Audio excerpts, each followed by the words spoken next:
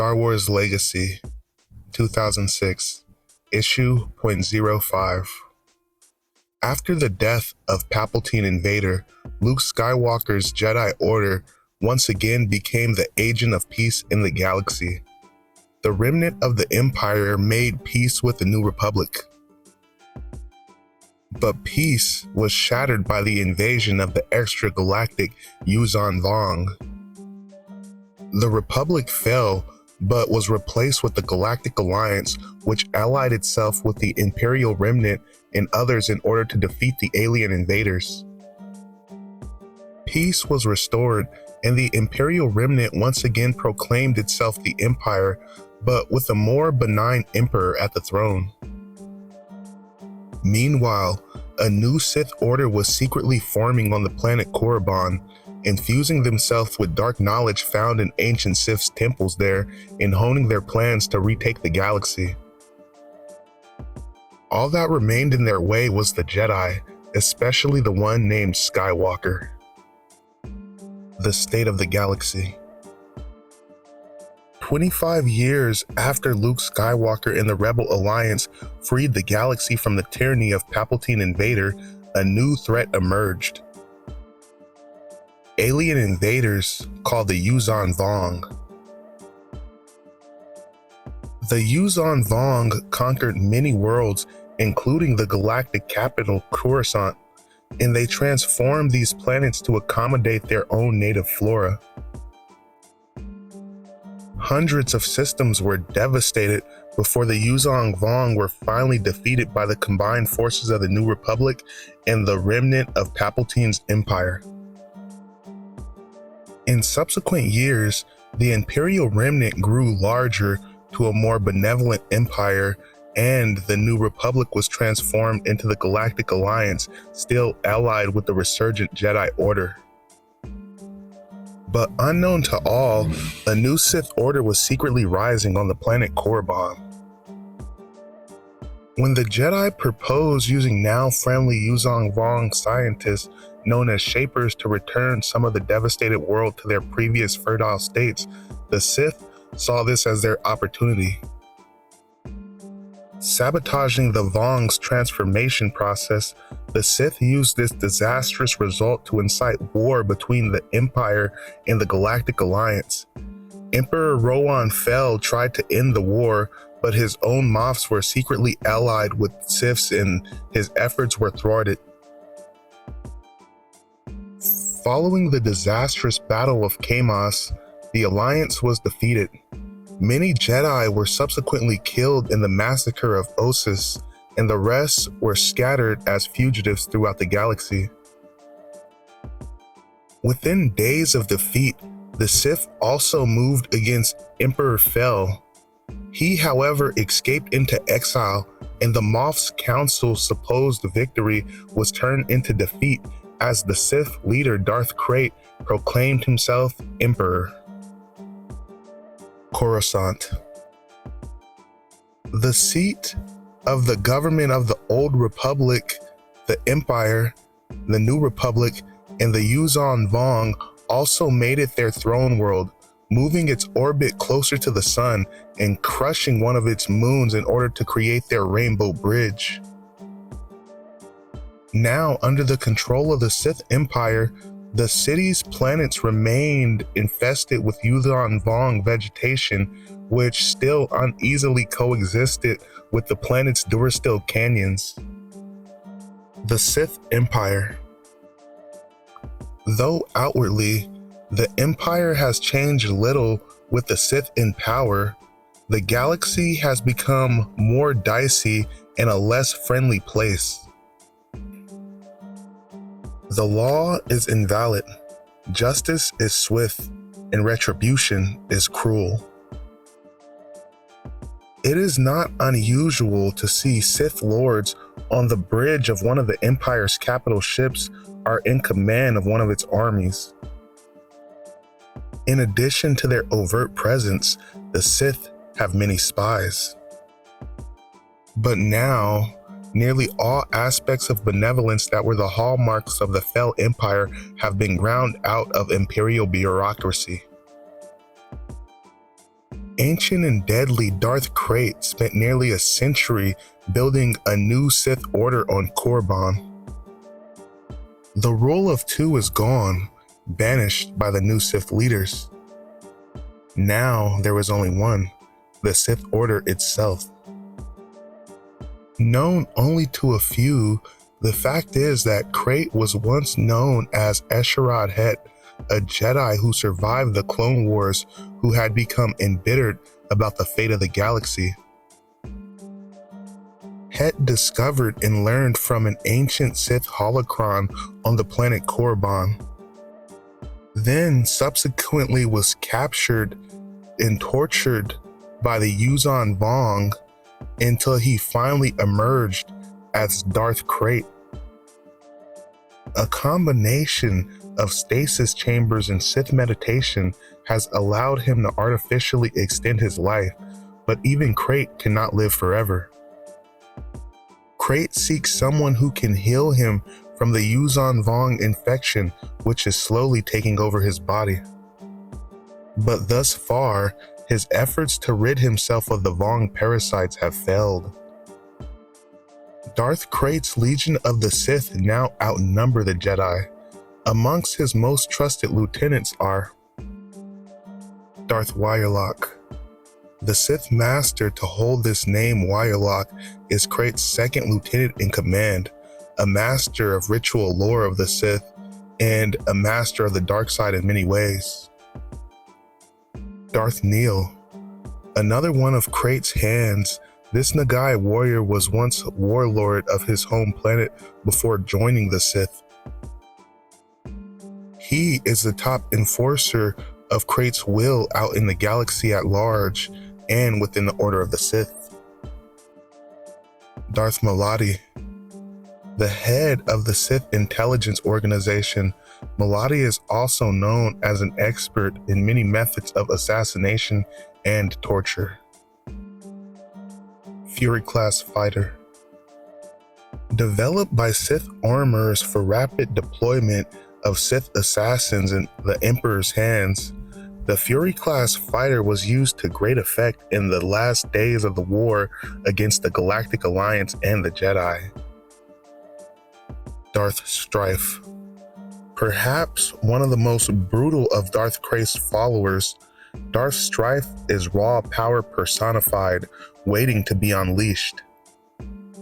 He is currently Krayt's fist, the head of the military, a position that Nihil once occupied before becoming the Hand.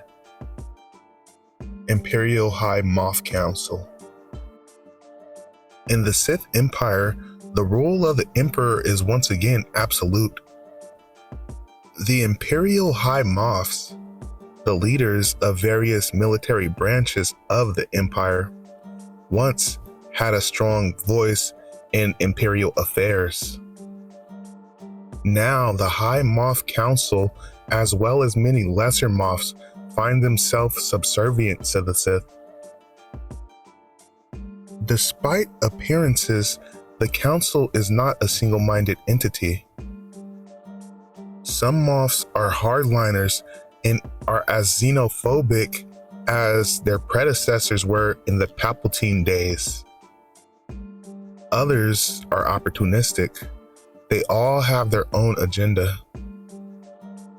Moff Morlish Veed. Foremost among the Moffs, Morlish Veed was once the Grand Admiral of all the Empire fleets. His tactical skills are only eclipsed by his political acumen and his barely concealable ambition towards the Imperial throne, which was thwarted by the power that Krayt assumed. Moff Rolf Yagye, called the Hero of Ossus, Yagye is in command of the Imperial Navy. Moff Feller. Feller serves as head of the Diplomatic Corps. Moff Geist. The head of the Imperial Army, Geist's favorite tactics are threats and intimidation. Moff Nina Calixte. In charge of Imperial intelligence, Calixte is Morlish Veed's partner in every sense. When the Sith first approached the Empire, it was through Calixte. Some claim that Calixte has not gained her position as a Moff through sheer merit, and they view her with disdain because of that. But in doing so, they seriously undermine Calixte, which is a deadly mistake. Morgan Cordy. Moff Nia Calixte's top agent from the days before the Sith took power, and the only one that Calixte can trust. While Corday can be counted on to complete the most dangerous missions, she also has her own secret agenda. She was once secretly married to Cole Skywalker, then the head of the Jedi Order, and the mother of his son. Though estranged from her child, she will do almost anything to protect him. Imperial Mission. The Imperial Mission began as part of First Emperor Fel's Victory Without War initiative. It was to be a way to spread Imperial influence by offering help and support to planets after the Yuuzhan Vong. The mission has stations on planets throughout the galaxy. The missionaries dedicate themselves to the highest principles of service, believing that to be what truly embodies the Empire. Moff Conrad Russ. Conrad Russ currently is the head of the Imperial Mission. Outwardly, Russ is a quiet man of peace, but has had to be politically adept in the face of hardliners amongst the Moffs that prefer to wage war in order to expand the Empire. Following the takeover of the Empire by the Sith, he has been forced to find new ways to justify the existence of the mission. Astral Veo. Orphaned as children, twins Astral and Shael Veo were found and helped out by the mission.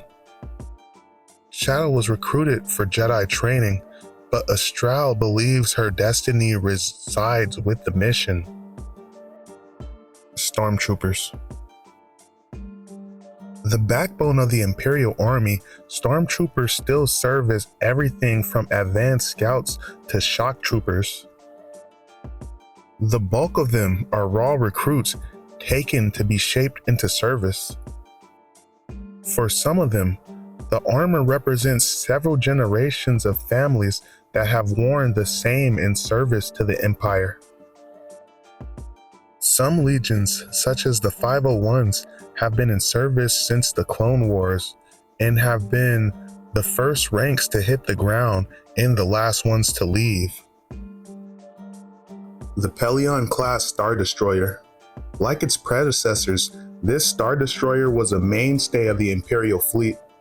Armed with massive turbo lasers and planetary bombardment systems, the Pelion-class Star Destroyer also carried winged fighter squadrons, stormtroopers for rapid deployment throughout the galaxy, and companies of assault vehicles.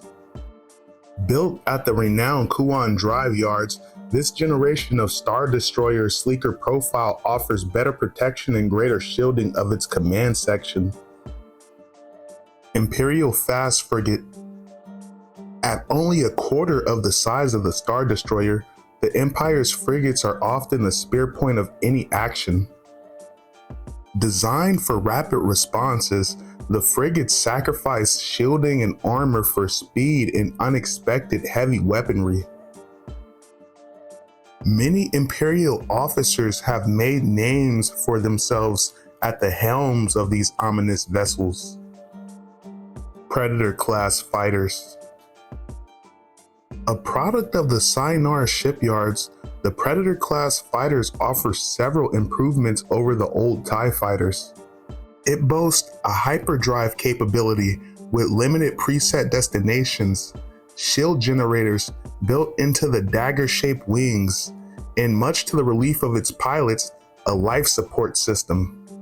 Its multi-position wings make the Predator one of the most maneuverable and able fighters throughout the galaxy. the new class Imperial Shuttle. The workhorse of both the military and the diplomatic arms of the Empire, the new class shuttle comes in two standard variants: the armed and armored military shuttle, and the unarmed, more passenger-friendly diplomatic version. The true Empire. Bastion. Though it has been much weakened since Darth Krayt usurped the throne, the true Empire is still viable enough to be an ever-present thorn in the side of the Sith Empire. 19 years after the Battle of Yavin, the remaining Imperials withdrew to the planet Bastion in the Outer Rim near unknown space. Bastion soon became the most heavily fortified and fiercely guarded world in the galaxy, and fortifications and planetary defense systems have been continually improved and updated in the more than 100 years since, so much so to the point where launching a successful assault on Bastion would leave the attacker so debilitated that none would even consider it. Emperor Rohan fell. Rohan is the third emperor of the Fel dynasty to sit upon the imperial throne. He is a fully trained imperial knight. Known for his political acumen and his strategic thinking, Rohan tried to keep the empire on the course that his grandfather set for it. He could not, however, foresee the coming of the Sith and the impact that it would have on the throne and his family. Even in exile, Fel has maintained a persistent campaign against the Sith. Princess Marisia Fel. Known to those closest to her as simply Saya, she is the Emperor's only child. Before their exile, there were many Moffs who openly questioned Rohan naming a woman as his successor, but Marisia's qualifications have been proven time and time again under fire. She recently completed training as an Imperial Knight and was formally knighted. Imperial Knights. Antares Draco. The second in command of the Imperial Knights after Emperor Fel, and equally formidable with a lightsaber, are behind the controls of a fighter. Draco would give his life for the Emperor, and he is also in love with Princess Marisia. Sigel Dare. Cold as ice and rigid in her thinking and approach. She never liked Sith, but has no use for Jedi either. Ganner Krieg. Calm and serious, Ganner is Antarius' most trusted friend. Though he does not always agree with Antarius, he is always ready to stand beside him. Though their numbers are small, Imperial Knights are fully trained Force users, with all of the skill and ability of Jedi. However, unlike the Jedi, whose allegiance is to the Jedi Order of the Force, Imperial Knights have sworn their allegiance to the Empire as personified in Emperor Rohan Fel. As a symbol of their unity in how each individual is less than the Empire they serve, the Imperial Knights all use lightsabers of the same design. The Jedi view the Imperial Knights as gray. Though the Imperial Knights do not seek to draw on the dark side of the Force, neither do they strictly adhere to the following of the light side. Though there is often friction between Imperial Knights and Jedi, the Sith is the common enemy of both groups. The Galactic Alliance.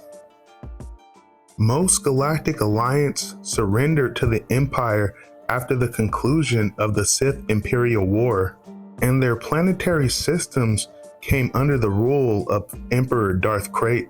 However, the Alliance's core fleet, the fleet charged with protecting Coruscant in the core worlds, escaped the Imperial ambush at Kamas.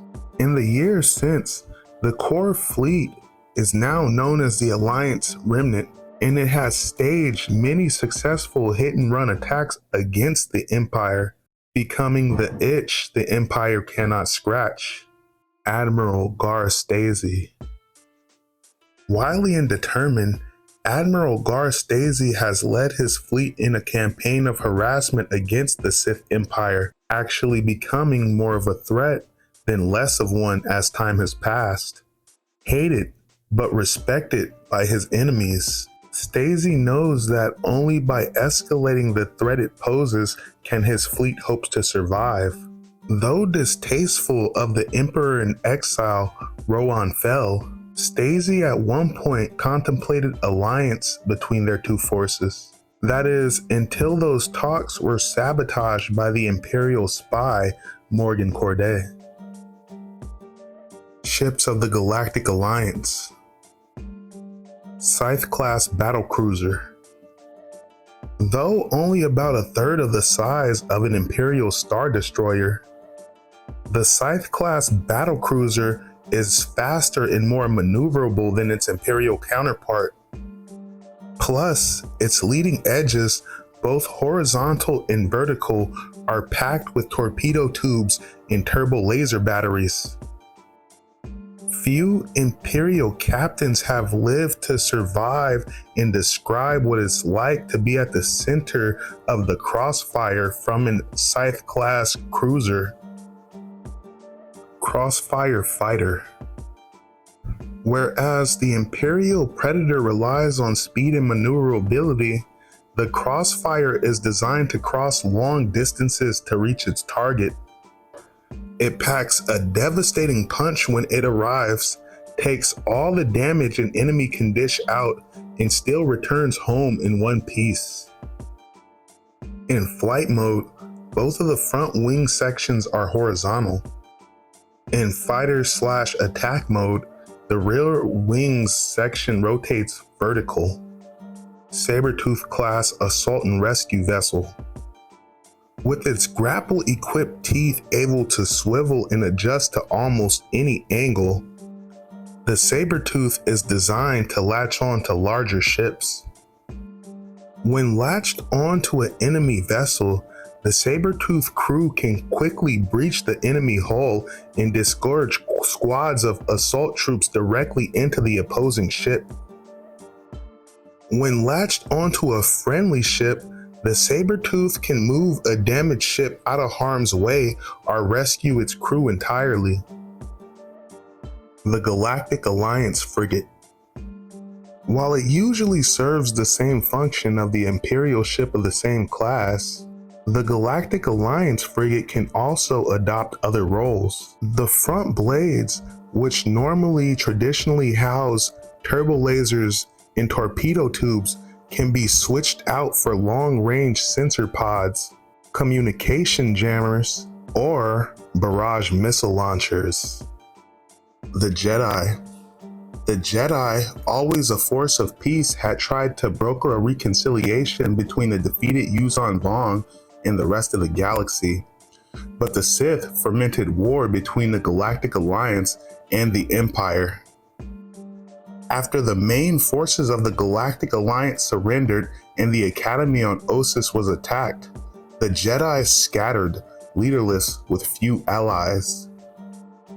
Today they are hunted by the Sith Empire and its agents. The Jedi Academy on Ossus. Rebuilt from the ruins of an ancient structure on Ossus by Luke Skywalker, the Jedi Academy produced several generations of new Jedi before its destruction by the Sith. The Jedi Temple on Coruscant. Prior to the Sith Imperial War, the rebuilt Jedi Temple on Coruscant was considered among the most beautiful buildings on the city planet. Constructed by hundreds of thousands of transparasteel panels, it was a symbol of hope in the troubled galaxy. Now it has been replaced with a dark and eerie Sith temple. Cole Skywalker, a descendant of Anakin and Luke, honor-bound and driven, Cole was a leader of the Jedi Council. Disliking politics, he preferred to spend more time at the training facility on Ossus than at the formal temple on Coruscant. A master tactician, Cole made sure that new Jedi understood that defending peace was preferable to winning a war. In the end, though sabotaged by the Sith and abandoned by the defeated Alliance, the Jedi were unable to do either. He was briefly married to Morgan Corday, who left him shortly after she gave birth to their son Cade. Hux Trailis. Captured by a group of bounty hunters led by Cade Skywalker, Trailis was turned over to the Sith, where his expected fate would be torture and eventual death. But Hux Trailis never gave up hope in the young Skywalker. Shadow Vale. Cole Skywalker's former Padawan. Shadow has honed his martial arts skills and has yet to find an equal with a lightsaber. The Twi'lek and Cade Skywalker were boyhood friends. Wolf Sazin. Cole Skywalker's former apprentice and Cade's master. Contemplative and serious, Wolf follows the living force and had hoped to teach his Padawans to do the same. Wolf was present at the fall of Ossus and Cole Skywalker's death. He lost his right arm in battle and nearly lost his life. He has since retrained himself to use his lightsaber with his left hand, and has chosen to keep an empty sleeve rather than replace his right arm and hand. While many Jedi have lost hope, Wolf believes that the return of a Skywalker to the Order's head could unite the Jedi and enable them to defeat the Sith. Wolf's vision for the galaxy means finding his former apprentice and convincing him to assume his legacy. Yuuzhan Vong. Still hated by many in the galaxy for their species and destruction of many worlds, the surviving Yuuzhan Vong honor the Jedi, especially the Skywalkers, for allowing them the chance to atone for their actions. Likewise, they hate the Sith for sabotaging their attempt to repair the damage they had done. The X-83 Twin-Tail Fighter. The latest permutation of the famous X-Wing fighter. The Twin-Tail is a favorite by many Jedi for its unparalleled maneuverability in deep space as well as in atmosphere. These fighters have hyperspace capability, and the astromech is hardwired in the X-83 itself, giving each ship its own personality. The X-Wing battle configuration allows the 4 cannons to fire together or in sequence. The Underworld. The galactic underworld flourishes at this time. Some well-known criminal organizations like Black Sun still exist, but many more unaffiliated pirate bands and smuggling cartels operate independently of one another, supplying black market goods and contraband to the galaxy. Queen Jewel. Of all the dives in the dark lower levels of Coruscant, none of them are more notorious than Rick's. The cantina owner is a sly information broker who calls herself Queen Jewel. Queen Jewel's bejeweled eye patch is a cybernetic enhancement which allows her to instantly access her voluptuous files wherever she is. Queen Jewel lives in a swamp beneath the cantina. No fights are allowed inside the cantina, but other activities can be enjoyed for a price. Finn. The bartender at Rick's is also known as its chief enforcer. Finn can take your head off with a drink, with a blaster, or possibly his fist. Unimpressed by anything, he has heard it all, brother. Bantha Rock. A chief mechanic in the Solonian shipyards, Bantha Rock has a lucrative side business creating and modifying weapons for bounty hunters and other reliable armaments. Rav. A former pirate, Rav runs a bounty clearing house in Socorro. Rav provides services and supplies to bounty hunters ranging from engine parts to spice, which keep many in debt to him despite the high bounties that are given for their prey. Key and Chalk. The Wookiee Chalk is the captain of a smuggling ship called the Grinning Layer, and the Wookiee is old enough to recall the Clone Wars and the enslavement of his people. He is a fierce and loyal friend and a dangerous adversary. Key is a young Devornian with more attitude than her skinny frame can back up. As Chalk's co-pilot, she has a natural aptitude for all things mechanical. Bounty hunters. Existing in a gray area between the rigid laws of the Sith Empire and the utter lawlessness of the galactic underworld are bounty hunters. For a price, they will enforce the will of the Sith, tracking down fugitives, especially Jedi, for whom the Sith harbor a special hatred. Bounty hunters do their job with little regard for safety or property of bystanders, whether those bystanders be innocent or simply not convicted yet. The Mynock. Among a shadow caste of bounty hunters is the crew of the Mynock, a converted fast transportation vessel that has now been outfitted with numerous improvements such as extra armor and shields, as well as high-power weaponry. Named for a parasitic vermin common throughout the galaxy, the ship's name reflects the nature of its crew who lives off the bounties of the Empire and the spoils of the underworld. Jariah Sin.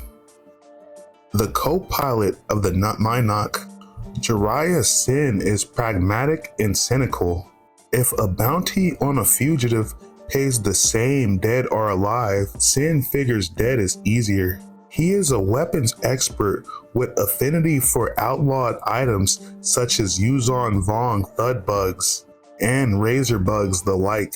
Sin also harbors a long-abiding loathing for the Jedi, which has caused trouble between him and his captains now that he knows the captain's true history. Delilah Blue. Able to fix almost anything mechanical using a hydro spanner and a few choice words, Delilah Blue keeps the Mynock running despite the lack of funds and the spare parts.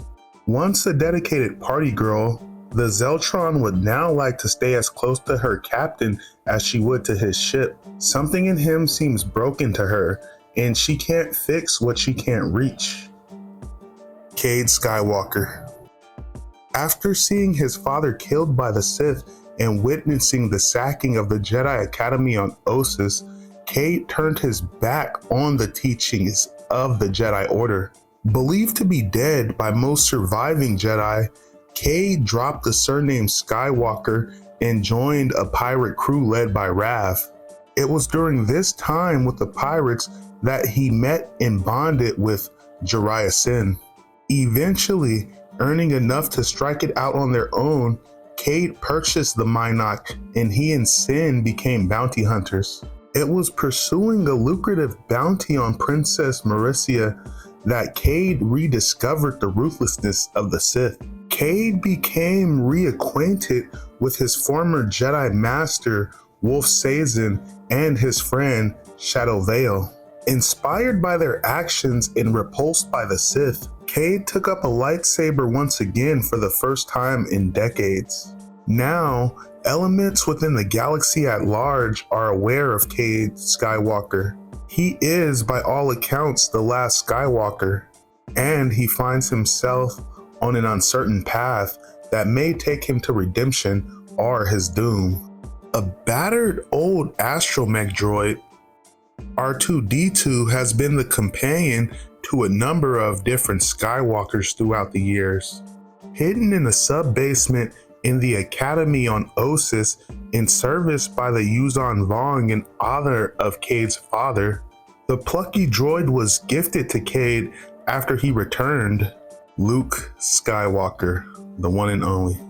The legendary hero of the rebellion and the progenitor to the Jedi Order, the ghostly visage of Luke Skywalker sometimes appears to Cade, giving the young Skywalker advice, which is usually unwanted and ignored. Since Luke's appearances often seem to coincide with Cade's regrettable consumption of the hallucinogenic death sticks, there is some question to whether those visitations are actually truly the Force ghosts of Luke Skywalker or fragments of Cade's own mind. Next time, Star Wars Legacy, the future of Star Wars.